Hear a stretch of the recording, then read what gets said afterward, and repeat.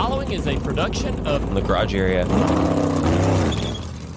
All right, welcome into the garage area. This is our post-Richmond Joey Logano win recap show. We got the opportunity to watch the race together here last night. Ryan was very excited when his man Joey crossed the line first. He was getting ahead of me on our garage area challenge besides, though, so I had to have something to hold over his head because usually he ends up coming out a winner. Logano wins the race in the Cup Series. In the Truck Series, we had Caden Honeycutt end up getting the win. Corey Heim finished second there. Did you end up watching that Truck Series race? I paid attention to it a little bit. I didn't watch it at all. I actually thought it happened Friday night, and it got delayed to Saturday afternoon, or Saturday at noon, I guess. And I had no idea that it was running at that point because I'd gone to bed before they called the race. What did you take away from the truck race? Was it any good? Was there decent racing in that or not? Other than for the lead, where Caden Honeycutt led 225 of the, let's see, how many laps was there?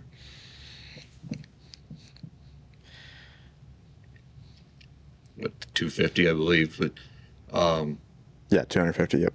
So for the lead, there wasn't much, but I felt like back throughout the pack, there was some decent racing. Guys could pass and stuff. You know, Shane Van Gisbergen ended up going to the rear, do a penalty and stuff. He drove his way, excuse me, up to the front, and some strategy helped him finish top 5, or otherwise he'd been probably top 10 truck at the end because of how his penalty worked out. But other guys started in the rear, stuff drove to the front, whatnot. It was a pretty decent race, other than Caden Honeycutt staking up a show. But Shane started on the pole and ended up finishing 4th. The penalty you talked about, was that an in-race penalty or a pre-race penalty? Oh, it was a pit road penalty. Pit road, okay. Yeah.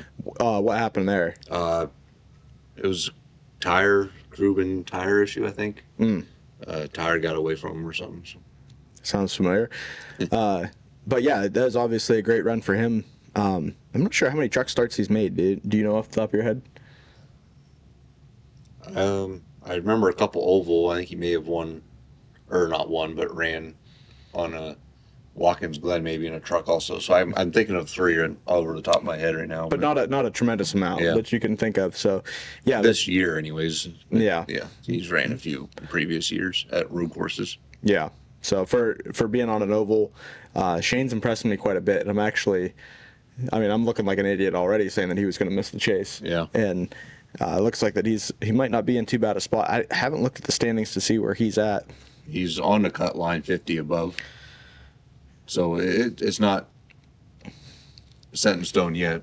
2 races to go, and yeah, like you just said, he's 50 points above. And he's 50 points above Ryan Preece and Ross Chastain.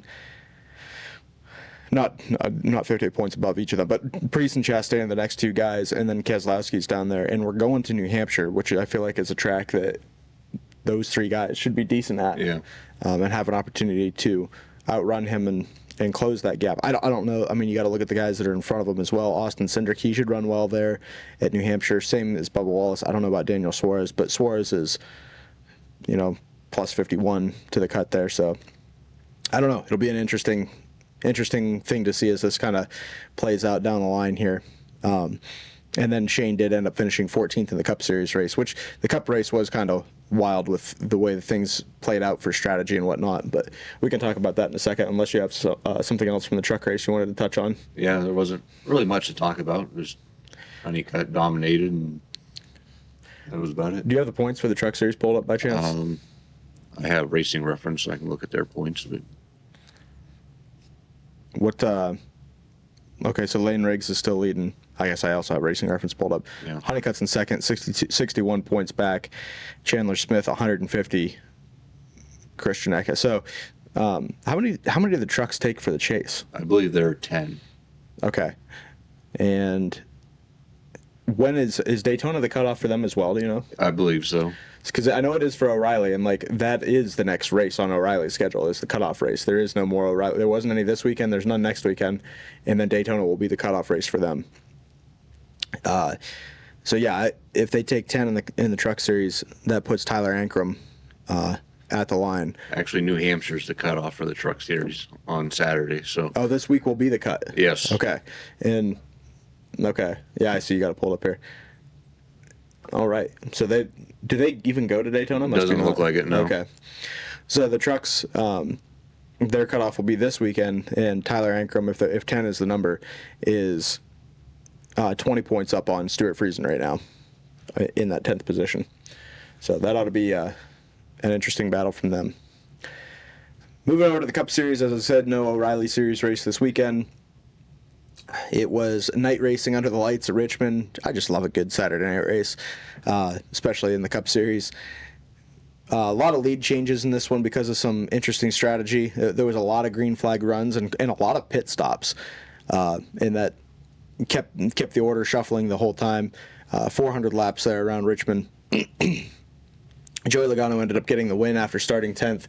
Had a really good car all night, and it seemed like after the first pit stop, he gained a bunch of spots, and that was kind of like the 22 could be coming to the front right now, making things difficult on those guys. But Chase Briscoe also was the guy that was out front quite a bit as well. It seemed like there was a couple runs in the third stage, kind of the first, maybe it was the end of the second stage to the stage break.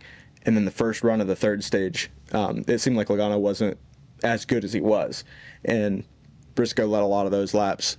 Briscoe actually led the most laps with 171, almost half the race. And then Logano led 95, so that kind of fills in 2/3 of that race between those two guys. And Blaney was up front a lot to start the race. He did start from the pole and then led quite a bit of laps besides. Ended up winning the first stage. Logano won the second stage and ultimately the race. So big points day for Joey. He said in his post-race interview, I can't remember his exact line, but something like they shouldn't let us get hot or something along that line. And do you feel more threatened by Logano now? I'm still on the.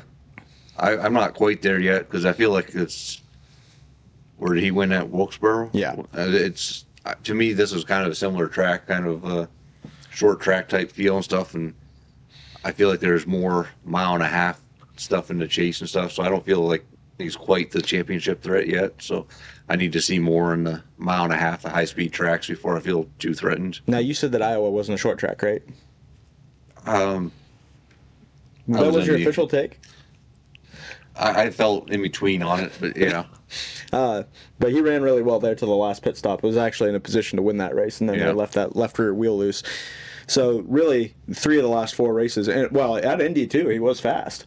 Yeah. So all of those races, Logano's looked like a pretty good opportunity to run up front and potentially win races. And going into New Hampshire, I don't really feel like that's going to change. And then Daytona after that. And he's won at Darlington a couple times. He's won at St. Louis. He's won at Bristol. He's won at Kansas. He's won at Vegas. Yeah. I'm pretty sure he's won at Charlotte. I know he's won at Phoenix. Like all those racetracks, I think set up fairly well. I feel good about the end of the regular season with New Hampshire and Daytona. I mean, he'll probably get wrecked at Daytona after starting on the pole and leading 284 laps or something like that. And then Darlington is kind of hit or miss. I don't know what that'll be like there. It seems like he's better when they race in the daytime there rather than the Southern 500. But going to St. Louis, I feel very good about him there. He won the first race we went to there, I believe.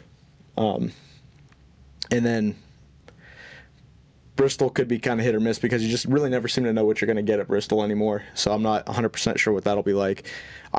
Kansas being an intermediate, but it's one of their better ones. If Blaney runs well and he doesn't, I'll be concerned. But if they run together, I'll feel like as a team they figured something out. Yeah. And then Las Vegas, I always feel good about him. I mean, he finds ways to steal races there. Just ask Christopher Bell. And then Charlotte and Phoenix, like, I don't know. I feel good about those races. It's the ones down here at the end, Talladega, Martinsville, Homestead, that I would be concerned about him being, competing for a championship at that point. And I'm not saying that I feel like Logano's moved himself into a championship threat. It just feels like he's there. Yeah. It's almost like when 2 cars are battling for the lead and you see the third one come into the picture. That's almost how it feels as far as like this guy is coming from a long ways back here, and he could get there if things continue to roll the way that they have, and I'm hoping that they do, obviously. Chase Briscoe, like we said, finished second. I don't know where that puts him in the points. Joey, by the way, jumped up 4 places to 9th in points, which is a big deal for him. Briscoe's in 5th. That's pretty much where he was prior to this race. Blaney and Gibbs swapped second spot again. And Larson, well, we'll talk more about Kyle Larson here in a little bit. I don't want to jump the gun there. We got a lot to touch on him. Denny Hamlin, were you paying any attention to Denny? Did it seem like he was coming towards the front of that race? Yeah, he felt like he was moving forward, but I still didn't feel like he had the speed to compete for a win. When I was reading Twitter, it was that Travis Rockhold was saying that it was the second pit stop. Denny had 2 bad pit stops in a row. The last 2 pit stops, the jack gave them issues, and they couldn't get the left side of the car jacked up to get the tires changed. And Rockhold was saying that that the second stop is what did Denny in. Like, he was a real threat to be coming to the front. And I didn't notice that, but I wasn't paying attention to that. I was only worried about can Logano get to the lead and pass and then hold the lead from there. So, yeah, obviously a strong finishing position there for Denny in 4th, especially overcoming those 2 bad stops. But the way the race kind of unfolded with the A, the pit strategy, and B, the cautions coming out when they did, just kind of turned the race upside down a little bit, and you kind of had to be in the top 10 to be unfazed by that, it seemed like. Yeah. For the first pit stop of the race happened a little earlier than I thought. It was like it was in the 40s. It was like lap 30 of the 70 lap run. So that was when it all started. Between lap 40 and 50 was the green flag cycle. And I didn't know, like, they could go all the way on fuel, and I was like, 70 laps, they'll go the whole way, or somebody will stay out, and every person pitted. I'm like, wow, I didn't expect tires to mean that much. Yeah, and that's awesome. I love that. Thank you, Goodyear, for making those tires matter so much. I appreciate that a lot as far as the quality of racing goes. That's a huge part of it. Tire wear and horsepower are the 2 things that seem to make for good racing. But on that first set of pit stops, Austin Hill lost a wheel as they rolled it over to the wall, and it bounced off the wall and went back across the racetrack. But you brought up a good point that I didn't think of, and I didn't see anything on Twitter about. Where did the wheel go? Yeah. No caution came out. I mean, it rolled across pit road. Like, it seems like that should have been a caution, because it was green flag conditions for, somebody to have to run out there and get it. It's not like you could do that, or shouldn't have done that. Yeah. You remember when that guy did that at Texas? Was it Texas? I thought it was Texas. Could Texas be. Yeah, I think I know what you're talking about. Guy ran out in the infield while they're racing, and NASCAR had to throw a caution because they're like, "What are you doing?" Yeah. I wonder if that guy had a job the next week. Ty Gibbs on that same pit stop, that same first green flag pit stop, ended up speeding on pit road, which is kind of funny because I saw a clip of him being asked about that in the media earlier this week, talking about how much trouble he had speeding on pit road last year. And he said, let's forget all about that. That's in the past. Let's not talk about that. And very first pit stop, he speeds on pit road. He still ended up finishing 15th. And Blaney only finished 13th, a couple spots ahead of him, to tell you how close that points battle was. Although Blaney did win that first stage. And then kind of as, they ended the stage and pitted again. And then as they had reached their first set of pit stops in stage 2, during that cycle, Zane Smith ends up spinning out, and caution comes out in the middle of that. And you know as well as I do, anytime a pit stop comes out, or anytime a caution comes out in the middle of a green flag pit stop cycle, at a short track especially, things get all jumbled up. And that just nailed some people, including the 60 of Ryan Preece and the 3 of Austin Dillon. 2 guys that I thought would actually have decent runs last night. And of the cars trapped a lap down, they seemed to be the ones heading up that group. But they just never could quite get back unlapped. They'd get 2 laps down, and then they'd be the first cars 1 lap down, but they never seemed to get unlapped from there. So kind of a bummer for those guys. Hamlin and Blaney made some interesting contact there. We were talking about it as you were leaving last night about the aerodynamic factor into the race last night, and you said that too, that you watched that incident with Hamlin and Blaney where Denny ran up behind him and tried to pass him on the high side and just kind of clipped the right rear quarter of Blaney's car, and it almost spun Blaney out. If there was an aero issue, you wouldn't have even been able to get that close to him. Yeah. And so that was a good sign of the lack of aero dependency. And like you said, I don't know why it's Richmond. I don't know why this track works out this way, but it's awesome that it does. Love every part of that.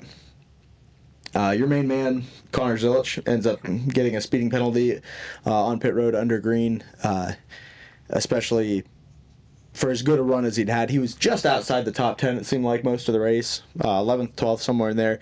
I think he even started 11th and ends up with a 25th place finish because of that penalty, 3 laps down. Carson Hocevar ends up blowing his motor, and kind of a weird incident there. We can talk about that. But that helped the 45 of Tyler Reddick, who was the last car to not pit of the lead group.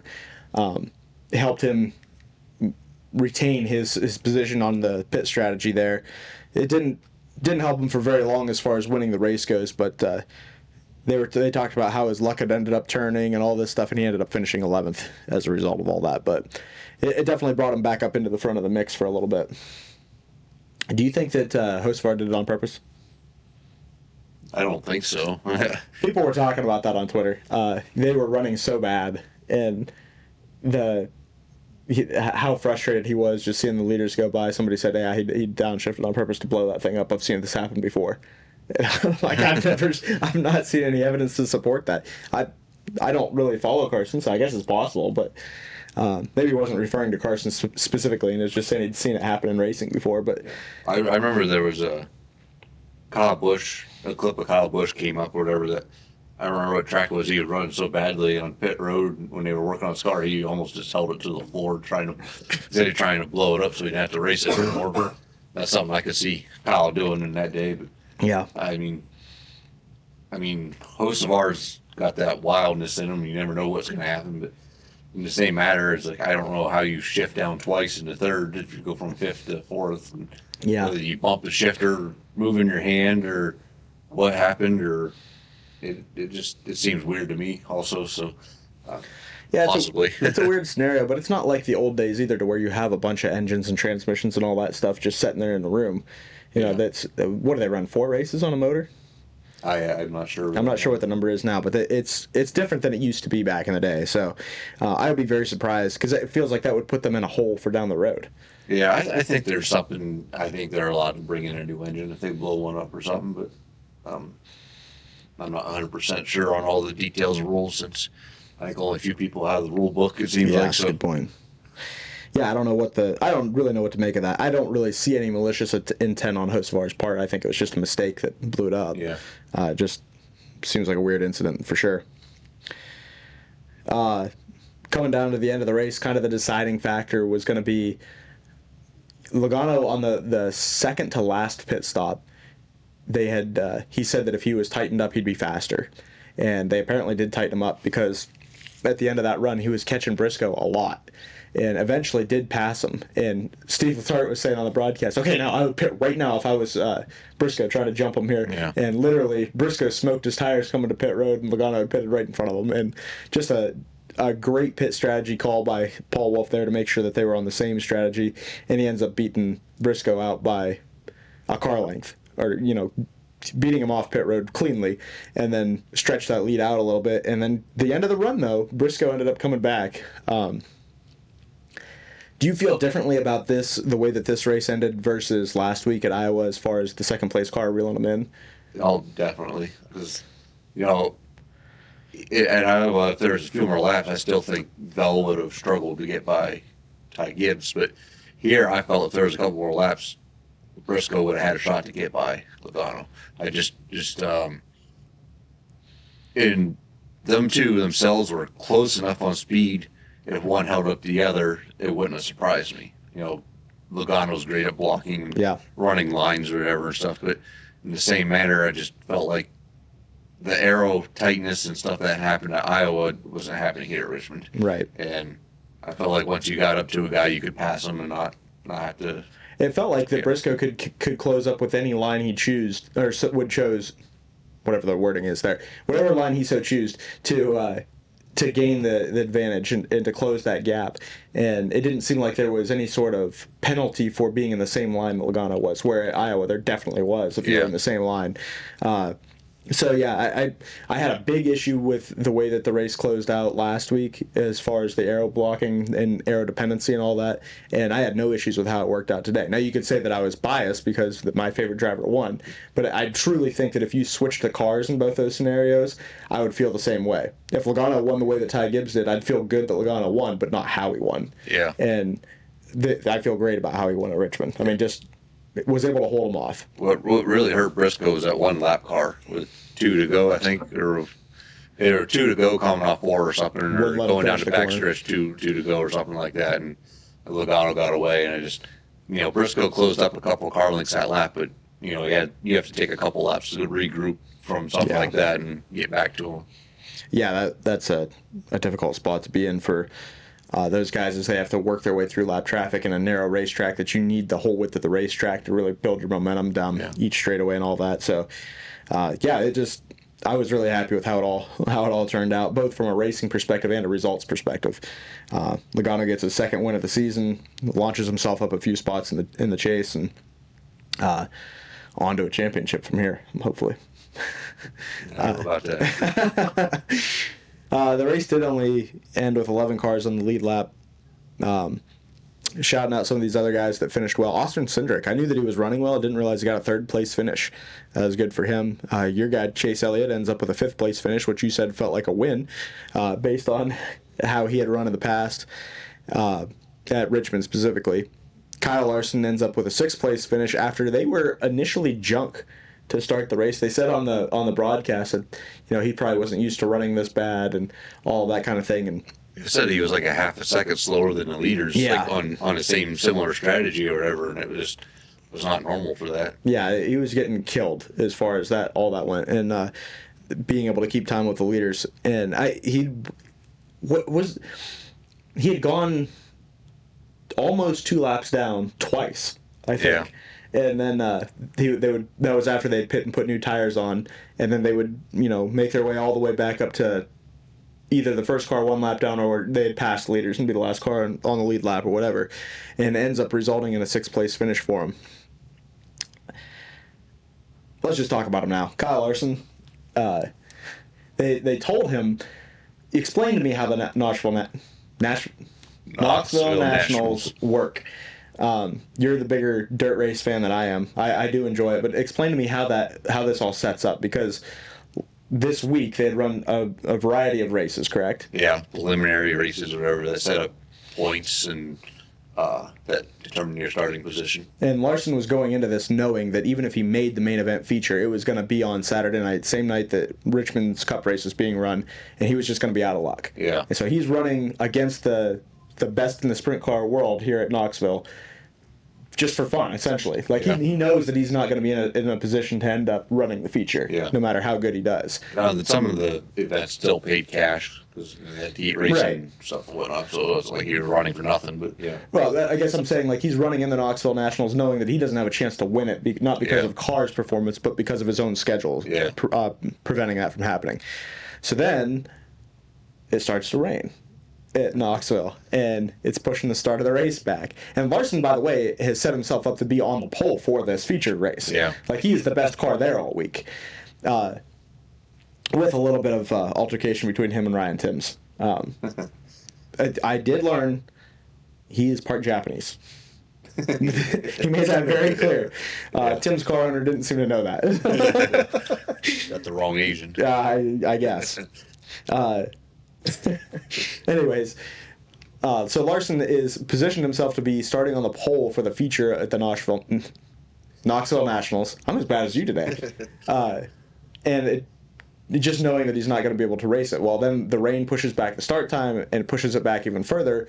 And apparently, from what I've learned online, due to Larson's own hesitation, Cliff Daniels and Jeff Andrews had put together a contingency plan for him of if anything happens at this Cup race at Richmond to where that race gets delayed or whatever, we're going to get you there. Yeah. And they told him that partway through the race, and all of a sudden that 5 car picked up a lot of speed, and he comes back to a 6th place finish.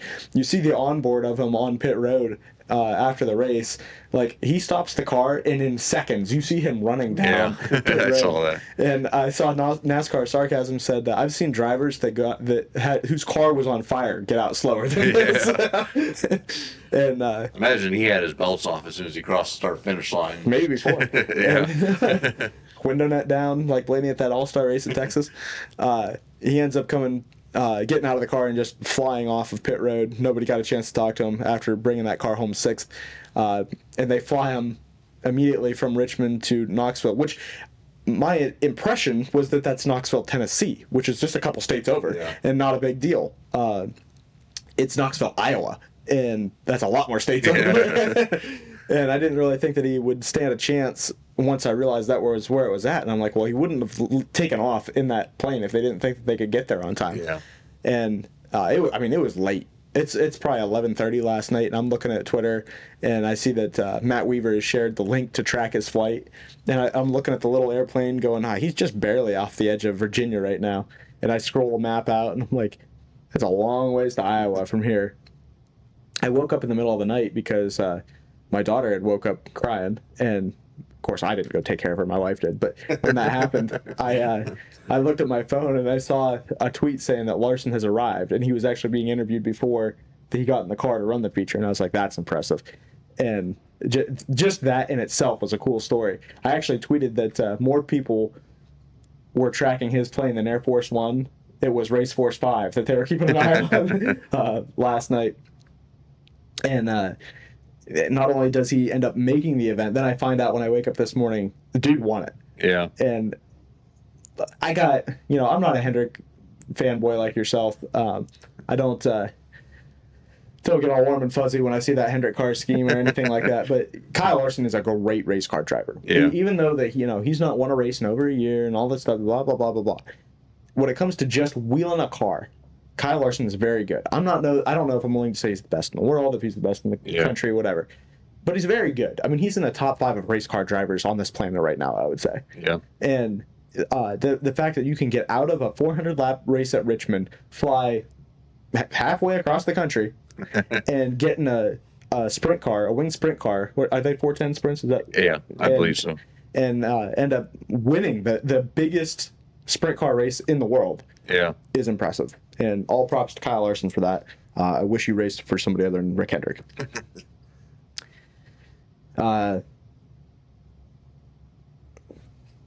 Did you hear Denny's podcast this week talking about the potential penalty NASCAR was going to give him? Yeah. About the brake pads.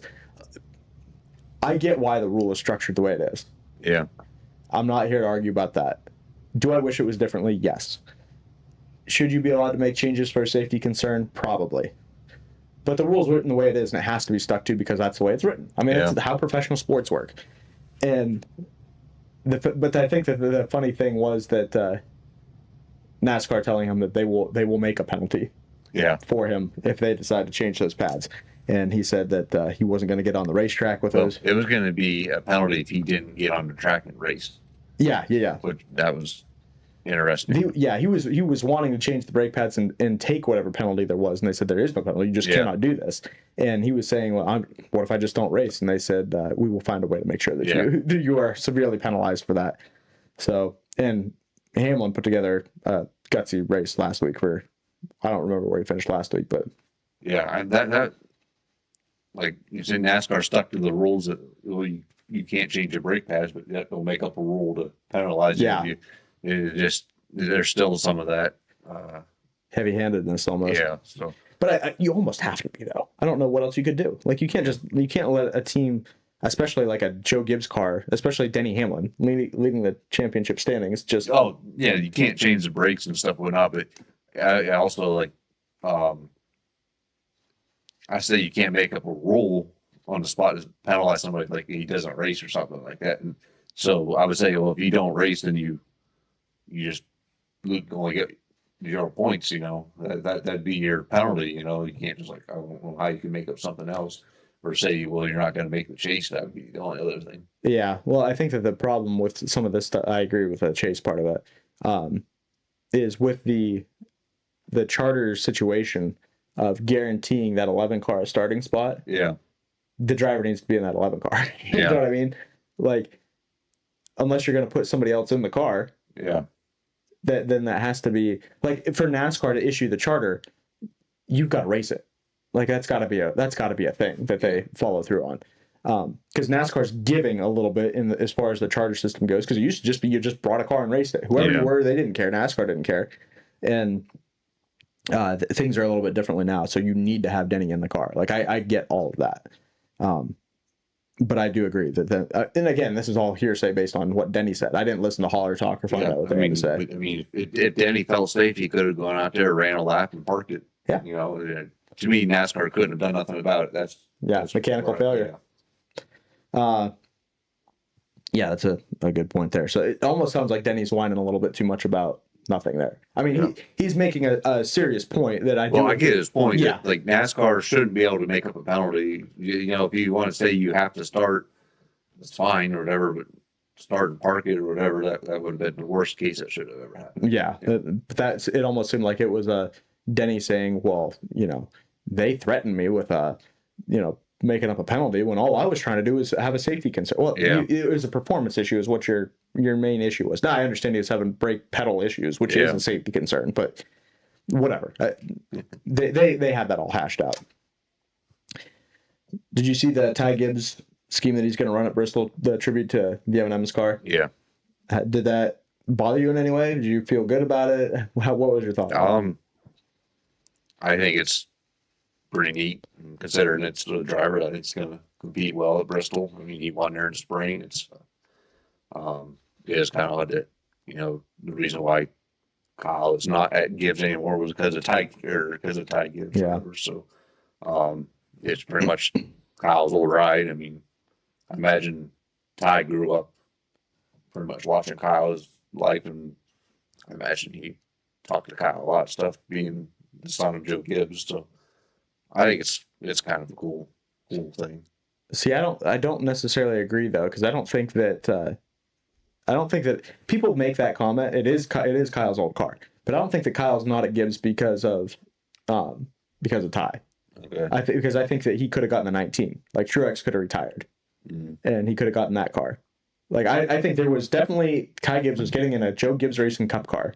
I don't think it was in stone it was going to be the 18. I think it was Kyle's own I should be paid more money mentality that is what led to him getting out of that car. I'm sure that Ty Gibbs was a driving factor to where they're trying to find a place for him, and so they probably were leveraging that a little bit against Kyle. But I don't necessarily think that it was, hey, you're out of the car, like a Matt Kenseth in the 20 car type deal where they said, hey, you're done here. Yeah. But yeah, as far as the tribute scheme, I get people saying that a different Gibbs driver should run it, but at the same point, like, it's a Joe Gibbs car. Yeah. And it's the M&M's car. Like, I don't care who you put in it. I'm good with the tribute. I don't care who the driver is. Did you see the catch fence roasting Lee Diffie on Twitter this week? Maybe. He was saying that, hey, all due respect to Lee Diffie, I just don't like his accent, was basically the tweet. Mm-hmm. And people were just lighting the catch fence up for that. Yeah. There's a lot of great commentators that we've had in the sport that I appreciate a lot. I don't dislike Lee Diffie. I think that he does bring some very good energy. I think that he's a decent commentator. It's just some of the stuff that he says sometimes is like, it's really not his accent. I don't think that's what bothers me. I think that's what people were getting on the catch fence about. But like Steve Letarte, I think that Steve Letarte brings some excellent analysis. I can't stand his voice. I can't stand listening to Steve Letarte. Yeah. But it has nothing to do with Steve. It's just his voice. Yeah. And I kind of feel that same way about Lee Diffie too. It's not the accent. It's more the energy that he's like, but here he comes. It's like, he's 16 car lengths back. It's not exactly like he's closing in just yet. I don't know. You can't. Yeah, I think we talked a little bit about it. He kept getting excited for, well, here he's coming up through the field. He's coming up through the field. He's talking about a driver further and back through the field. I'm like, we're outside the top 10. Look at Cody Way, he's up to 30th. Yeah, I find it funny. I don't. He's one of the better guys we have out there talking, bringing excitement to the sport. No, nothing against him. I don't mind the accent or nothing. It's just when you compare it to Fox, it's like, yeah, I got no problem with it. Yeah. But I like Mike Joy. I think that Mike Joy is a good commentator. But when the Fox production as a whole, yeah, I'll take Lee Diffie all day long. Corey Haim, Rookie of the Year. He's not going to be eligible for it. Did you care about that? Yeah. That kind of surprised me a little bit, but also at the same point, like. Yeah, I don't know. If any year he should be Rookie of the Year this year. Yeah. I mean, if you don't want to consider him a rookie next year, then I almost feel like if you're racing in the Cup Series, you should be eligible for Rookie of the Year. That's fair. You know, I mean, within so many starts or whatever, you're a rookie until you hit that many starts. And if it takes a few years to hit that many starts, you're a rookie for so many years. And is it anything besides just an award? I pretty much. I think so. I don't know. That's all it is. It's just a title. Yeah. Yeah, I was gonna say I don't know of anything that it's not like it gets you some exclusive sponsor or a better ride or anything like that. Yeah. It's just a participation trophy. Yeah. Trophy. Yeah, which is exactly what Jesse Love's going to get next year when he wins it. Yeah. Because there aren't going to be any other rookies that are going to be. I feel like the last few years have been like there's a rookie or two, whatever. One, I think what year host of our, I don't know if he won Rookie of the Year, but there was a few guys, whatever, that were eligible for it or something. Maybe Gregson host of our, I don't know, they were the same year or something. But I don't think so. Gregson's been around the Cup Series a little bit longer than we probably remember. Yeah, I remember one year there was a huge one. Guys, Dale Jr. was hyping it up and stuff. And it ended up being, I don't remember who ran away with it, but maybe it was Ty Gibbs. Probably. Anyhow, it just, with the way the Cup Series works now with all these charters and stuff like that, there's only a ride or two a year that a rookie will jump up into. Right. You know, most of the time anymore, it feels like maybe a veteran will swap rides here and there and stuff, or somebody that's already been up here gets a ride or something like that. And anymore, it's like maybe one or two guys have a chance each year. That's like, you know, with the exception of Corey Haim, you look at some of these guys, like when Matt Kenseth and Dale Jr. both came in 2000, the question was who's going to win more races. Yeah. You think Jesse Love's going to win any races next year? I have a hard time seeing it. Yeah, I don't see it either. Not saying it's out of the realm of possibilities if Penske really hits on something, but I don't see it happening. Gregson got an extension in a car that he said was kind of a bum. I think that, you know, him being there is probably a good fit, and I don't really know what else you do with him. I don't think he's quite talented enough to move up to a higher tier car. I feel like both of his teammates probably deserve better opportunities than that right now. I like Noah a lot as far as personality, but as far as the Cup Series race car driver, we gotta do a little work, buddy. So I think that was a good spot for him to end up landing. I hope that team gets better as a whole, so that he does have an opportunity to prove some of that.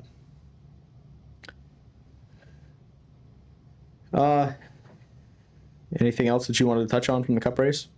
I was going to see where Noah did finish this weekend. Because I thought 18. Yeah. I feel like there were times he would run a little bit better than that. Even. Yeah, that's where the strategy was kind of weird because it fluctuated guys through the field so much it was hard to tell who was really, like, are they really performing in this spot? I mean, an 18th for Noah is a good day. Yeah. So. Yeah, that is a good finish for him. But I don't have anything else from the Cup race. Well, I guess we better move on to make our picks then and make the rating of the race. Well, let's just start there. Where do you rate this race? Richmond 400 lapper, under the lights, Logano wins, passing, tire wear, a lot of pit stops. Seems to be the key factors of the race. I was going to give it a 7, but Joey Logano won, so I'll give it a 6. Okay. No, I'm just kidding. Yeah, I didn't really. I thought your integrity was higher than that, so I wasn't too worried about that being a. I'll give it a 7. I thought it was a really decent race. Nothing like super thrilling finish, like side by side or something that came to the end. When we had a couple of decent battles throughout the race, so I thought it was a good race. I think I'd give it an 8.5 because I do think that the end was pretty exciting because it was a matter of can Logano catch Briscoe before they get to pit road, and he did. And then it was okay. Now Briscoe's got an opportunity to pit and pass him, and Paul Wolf made the call at the same time and brought them both to pit road immediately. And then, well, who's going to get off pit road first? And it was Logano. And then it's like, okay, well, Logano's probably going to win this race. Well, hold on a second. Here comes Briscoe back again. So I feel like there was some drama at the end there for true race fans, and not the Bell Ty Gibbs stuff, to where it's just, oh, he's there, can you get around him? Yeah. And it was actual, they're going to catch lap traffic. Can the 19 catch him and get around him? And lap traffic's ultimately what won Joey the race. Yeah. So I do think that I think it deserves some high marks for the way that it raced. Aerodynamics did not really play into it. The tire wear was great. A lot of green flag racing, and those I think it was only those two cautions for the 77 and the 38 were the only two that we had for incident. That's all I can remember. And everything else was pretty well run into green, and I was captivated the whole time. Yeah. And it wasn't just long strung out waiting for the next pit stop. It was, where are these guys going to net out on the new tires, because they make such a difference. It wasn't just a fuel strategy; it was a full pit strategy. Yeah. And for that reason, I'm giving it high marks at an 8.5. We didn't end up with some very good results this week for Austin Dillon. I think you have him down here at 16th, but I think he finished 19th. Looks like he's 19th here. Oh, okay.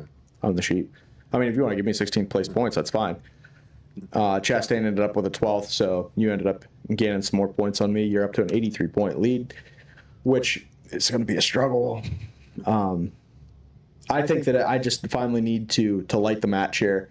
Logano has won 2 of the last 5 races. We're going into New Hampshire. I think he's going to be really good. I don't know if he's got another race winning car in him. I think that Blaney's going to be really strong there. I do expect Josh Berry to run well, but and I thought about taking him off the board just because you had him, but I think I'm going to go with Joey Logano again. Yeah. If it came down between Berry and Logano, and you said which one of these guys could realistically win the race, I think it's Logano, and I've got to go for the win. Yeah. Yeah, Bowman had a good race, so I could have taken him too, but I think Josh Berry's running pretty strong. So you also think Berry will have a good run at New Hampshire? Yeah. So this isn't just a best of the rest type pick for you. You actually think that he's going to run well? I think he'll be a top 10 driver. Yeah. And, maybe not quite race winning speed like the rest of the Penske cars would have, but I mean, he had a good run at Richmond. I mean, he was in the mix there for a little while, and then they kind of made some contact. Him and Bowman and somebody else. Denny and him got together once also. Okay, and they kind of all banged fenders there a little bit, and it seemed like he lost a step after that. I'm looking for him in the running order to see where he finished. Josh Balicki, that's the wrong Josh. Oh, he ended up 8th, so still ended up with a good run for him. I was going to say, I thought he was still in the top 10 somewhere. So that's going to be it for New Hampshire. Then I'm going to take Logano. You're going to have Berry. That ought to be a pretty good battle. Man, I really hate to root against Berry because I like the guy a lot. And then it'll be Daytona, and that'll be the cutoff. So, yeah, I really would expect the Penske cars to run well, and probably the 45 and the 11 as well, if I had to take a wild guess. But 20, Bell, he's really strong here. So, yeah, guys like that, I think would have an opportunity to be really fast at this one. I'm going on vacation this week. Going to Charlotte. Going to get to tour some race shops. Looking forward to that. Getting a house on Lake Norman at the end of the week with some of my wife's family. So I told them we should pull up to Denny's dock and see what's going on there.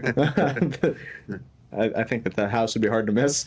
I've seen it enough times on TV. So I'll either come back with a lot of cool stuff and some really good pictures, or I'll get arrested for stalking. I'm not sure which. But we'll see how that all goes. I'm looking forward to that. Pretty excited to get to be in Race City for the first time in my life. So looking forward to that event. But should be back in time Sunday for the Cup race in New Hampshire. See Logano get a back-to-back wins. It'd be awesome.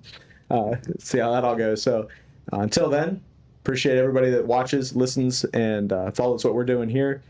And we'll see you guys after the New Hampshire race.